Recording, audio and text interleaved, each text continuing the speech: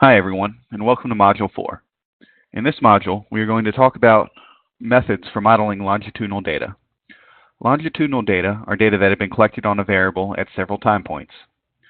Longitudinal data are quite common in the health field. I'm sure you can think of examples off the top of your head. In Course 1, we talked about a special case of this when the repeated samples t-test was introduced. We will expand the repeated samples t-test to the situation in which a variable is measured at 3 or more time points. Following that, we will introduce an alternative method to modeling longitudinal data that is quite a bit more flexible.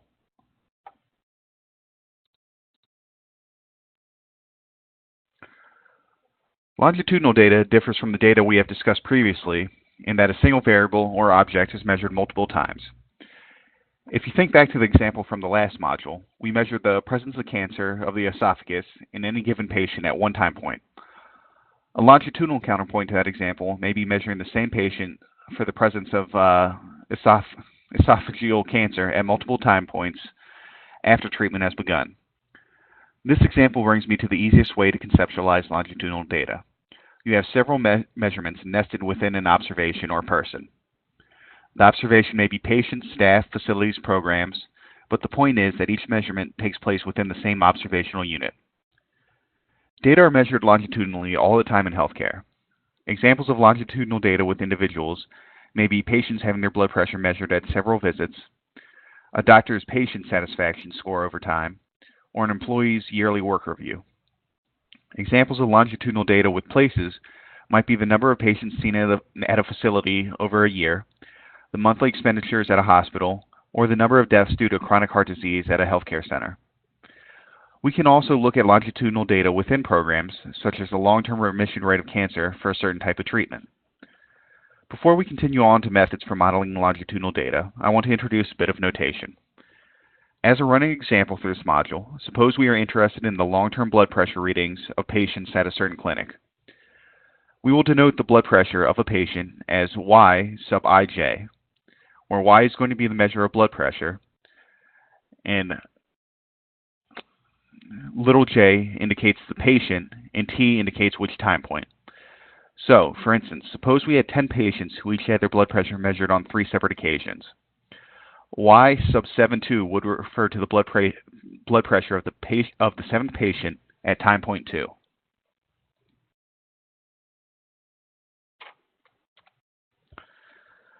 Way back in Course 1, we introduced a t-test for the situation in which a variable was measured on 2 separate occasions.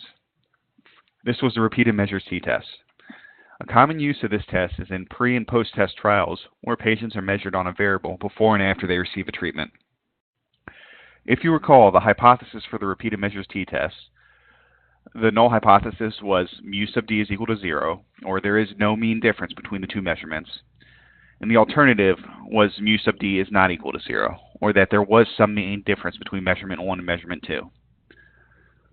The null hypothesis states in words that the mean of whatever variable we are measuring will be the same at both measurements. As an example, let's use the following data set in which the blood pressure of 4 participants was measured before and after a treatment. If we run a repeated measures t-test, we might find the following results, where t is equal to negative 2.22 and the p-value is equal to 0.113. The dependent samples t-test indicates that there was not a significant difference between the average pre- and post-test blood pressure, suggesting the treatment did not have an effect. This is because the p-value was greater than 0.05. The dependent samples t-test is a useful test when the dependent variable is continuous, and more importantly, when we only have 2 measurements. Suppose we have a situation in which we have 4 measurements. What do we do then? If you recall, the ANOVA test, which was also introduced in Course 1, was a procedure for comparing 3 or more individual groups. But groups are different than measurements. Luckily, the ANOVA can be expanded to look at measurements within individuals.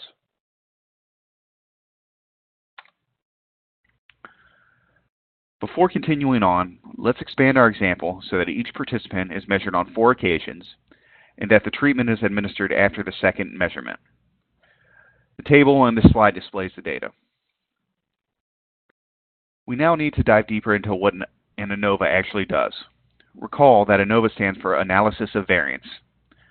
Essentially, an ANOVA breaks down the variance of the dependent variables into segments that are either accounted for by predictors or segments that are left unexplained. If you recall, variance is just a square of the standard deviation, or basically, how much does our dependent variable vary?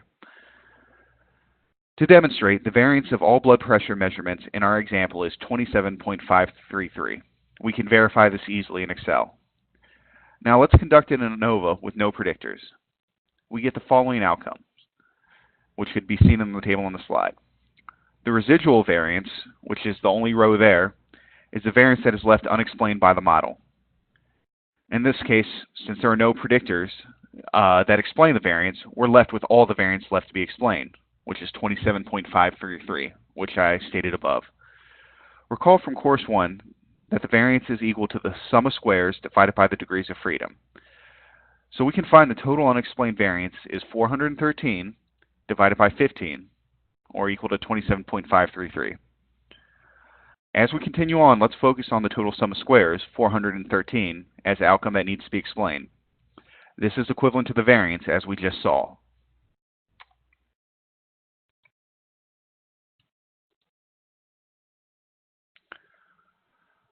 Modeling the total available variation in a dependent variable doesn't tell us much. When analyzing longitudinal data, we are interested in modeling change in the variation of the dependent variable over time. We can do this easily enough by including time as a predictor in our ANOVA model. So we want to see if the variation changes from measurement 1 to 2 to 3 to 4. This tells us how much of the variation in blood pressure is due to changes over time. When we include time as a predictor, we see the following results on the table on the slide. Of the 413 sum of squares to be explained, 70.2 is explained by the effect of time. This is 17.5% of the variance. So let's dig further into what time in this case is actually measuring. Here, time is measuring the linear change in blood pressure over the 4 measurements. It is asking whether we see a constant increase or decrease over time. Now, the reason there might be a change over time could be any number of factors. Perhaps Ben changed his diet midway through the experiment, or Julia started some medication that affected her blood pressure. All of these factors, which are not controlled by the researcher, are encapsulated by the time variable.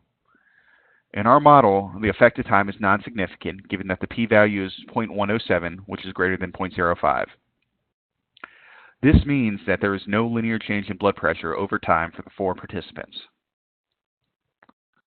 The remaining 314.8 sum of squares, or 82.5% of the variation, remains unexplained. The smaller residual value, remember we went from 413 to 340.8, now means that there is less variance to be explained. Note that these two values, 72.2 and 340.8, add up to the total variation in blood pressure of 413.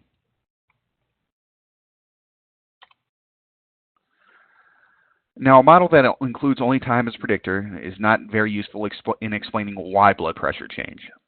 In our example, we have an experimental treatment which was implemented after the second measurement. Let's now include treatment as a predictor in our ANOVA model in order to investigate whether our treatment had an effect. This is an extension of the ANOVA we were taught in Course 1 and is called a between subjects ANOVA. Our results indicate a few things. First, the p-value for treatment, which is that third row, is 0.966, which is greater than 0.05.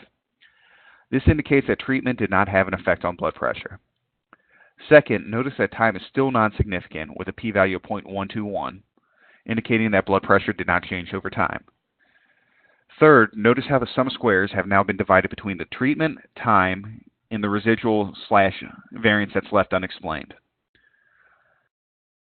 Now, measuring change over time using a between groups ANOVA, which we did in the preceding two models, is wrong. Why is that, you might ask? Well, this measure treats every measure of blood pressure as if it came from a separate person.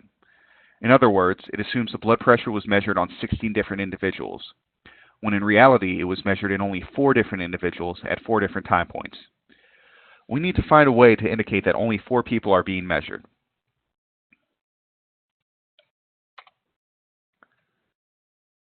One way to solve this problem would be to include the subjects as a predictor. Now we have an ANOVA with 3 between subjects independent variables: the subject, the treatment, and the time. The results from such analysis can be found on this slide. Notice that subject and time are now significant predictors of blood pressure because both of their p-values are less than 0.05. The subject effect suggests that there were individual differences in blood pressure among the 4 subjects. This makes sense. We would expect people to have different average blood pressure readings. The time effect indicates that not only are the participants' blood pressures different, but the blood pressure readings did change over time. Treatment is still non-significant, indicating that the experimental condition did not have an effect on blood pressure. More importantly, look at how the amount of unexplained variability has shrunk from 340.7 when we just had time and treatment as a predictor to 78.25 when we added subject as a predictor.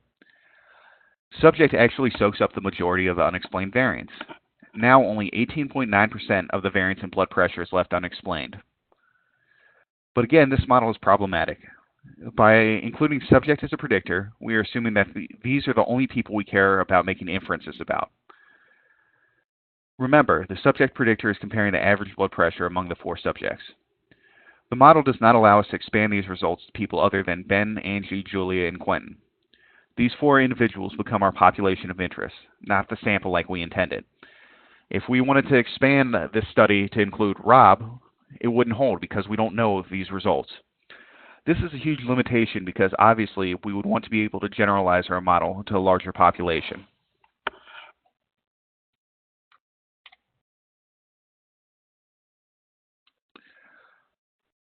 The repeated measures ANOVA allows us to generalize beyond the sample of individuals included in the study. The repeated measures ANOVA works by dividing the residual variance, or the unexplained variance, into 2 components: the proportion of variance explained by individual characteristics and the proportion of variance that can be explained by independent variables. Let's look at the result of our very first model, where we tried to measure blood pressure with no predictors. We found that there are a total of 413 sum of squares left unexplained. Now we're going to rerun the same model, but we specify that each of the 4 measurements are nested within one of the 4 subjects. We get the following results in the second table. Of the 413 units of variance to explain, 262.5 are due to subject characteristics that can be explained beyond the subjects in our sample. The remaining 150.5 units of variability can be explained by adding independent variables. Again, the benefits of the repeated measures ANOVA is that it allows us to generalize our results to subjects outside of the study.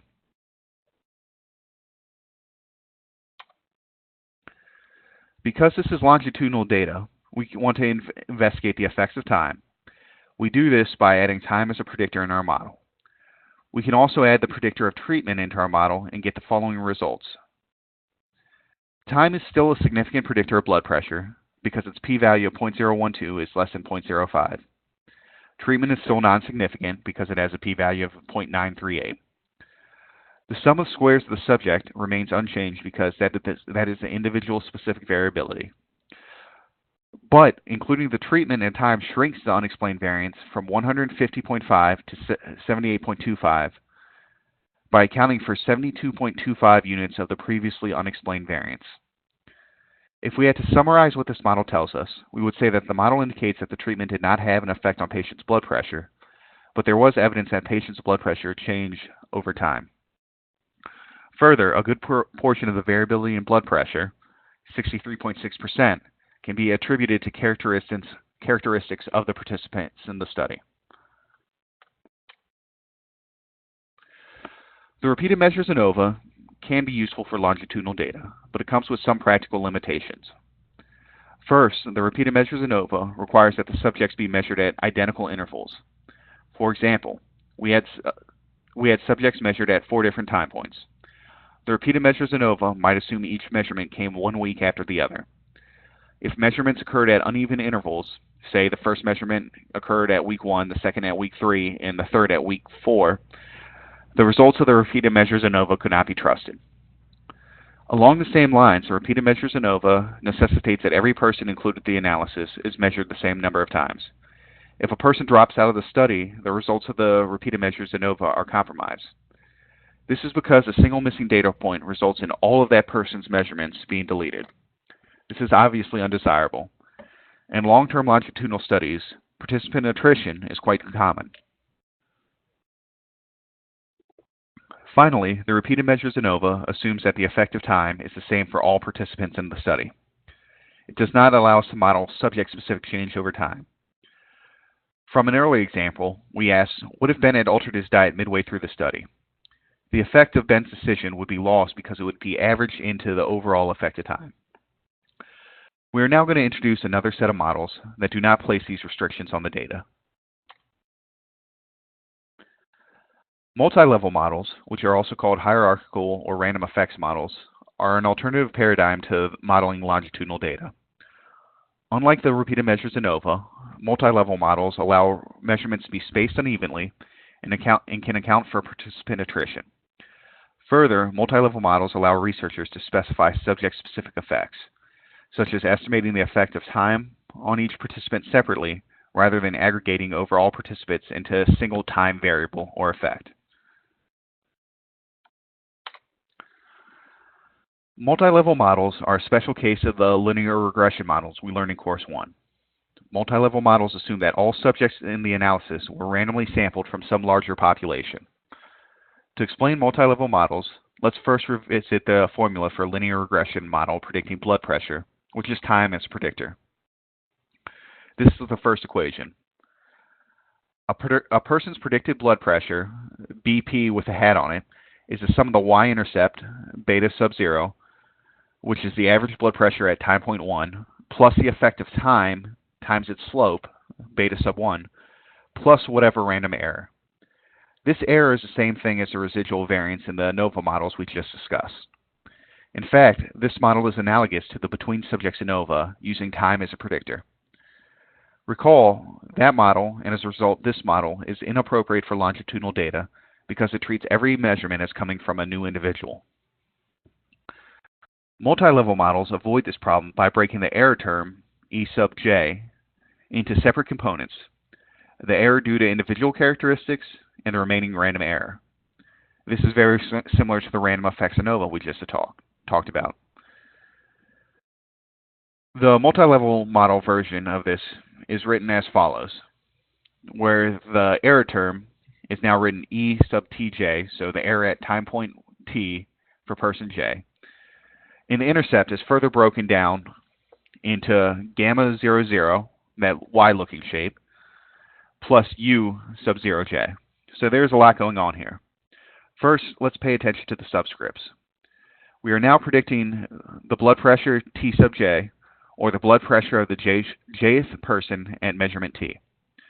The interpretation for the slope, beta sub t1 times ti, and the random error are the same, but the y-intercept changes immensely. Beta sub 0j is the average blood pressure for person j at the first time point. We can find beta 0j by adding the average y-intercept for all participants, gamma 0, 0, plus the subject-specific deviation for the intercept, u sub 0j. In other words, u sub 0j accounts for how different each participant is from the overall average at time point 1. So like I said, there's a lot going on, but hopefully looking at the results itself will make this a little bit easier to understand. I promise that interpreting the results from a multi-level model is not that bad. This model is the exact same as a linear regression model, with one difference. Each person in the study gets their own y-intercept, or their own value for time point 1. This is called a random intercept multi-level model. Let's go over an example. The table of the slide shows the results of a multi-level model predicting blood pressure with time as a predictor. The two values, gamma 0, 0 and b sub t1, are the same as the regression coefficients we have dealt with earlier. The average blood pressure at the first measurement for all persons in the study was 117.4.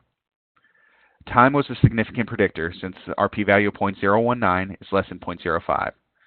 This means as we move from measurement to measurement, from time 1 to 2 to 3 to 4, we expect blood pressure to increase by 1.9. As we stated, this model provides person-specific y-intercepts. These are your random effects. If we look at Angie's blood pressure at time point 1, we see it was 2.07 points below the mean. Ben's was 3.9 points above the mean, while Julie's was 5.05 points below the mean, and Quentin's was 3.22 points above the mean. And recall that the mean is 117.4, or the overall y-intercept. We can see the individual differences in the graph presented here. The thick black line is the overall mean of 117.4, and the remaining 4 colors indicate each person's specific blood pressure. If we want to find the predicted blood pressure for a person, let's say Angie at time point 1, we can add up gamma 00 plus a subject-specific intercept. So recall, gamma 00 is 117.4, and for Angie, she was 2.07 points below the mean. So we take 117.4 and subtract 2.07 from it. And we find that the predicted blood pressure for Angie at time point 1 is 114.7.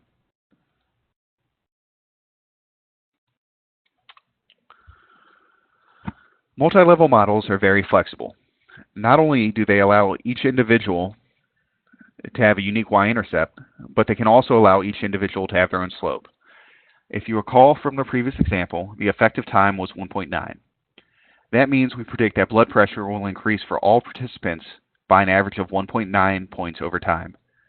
However, in reality, that may not be the case. It could be that time has less of an effect on Angie as compared to Ben.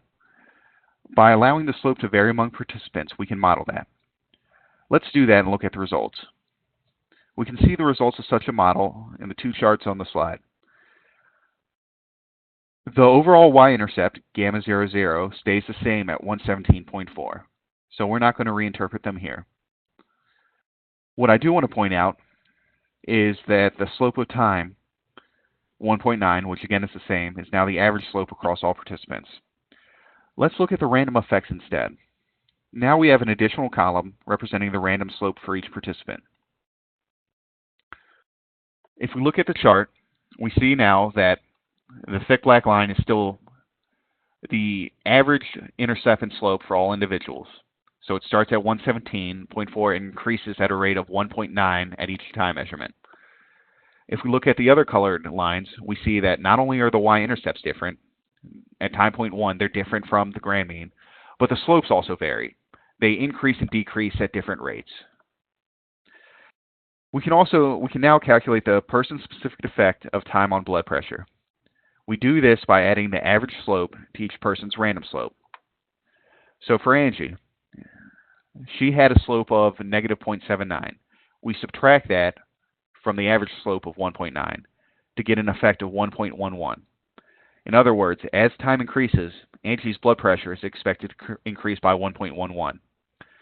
For Ben, on the other hand, we expect his blood pressure to increase by 0.7. So we add our average slope, 1.9, plus 0.7 to get 2.6. So time had a much greater effect on Ben than it did Angie. We can see these effects in the graphs as I just mentioned.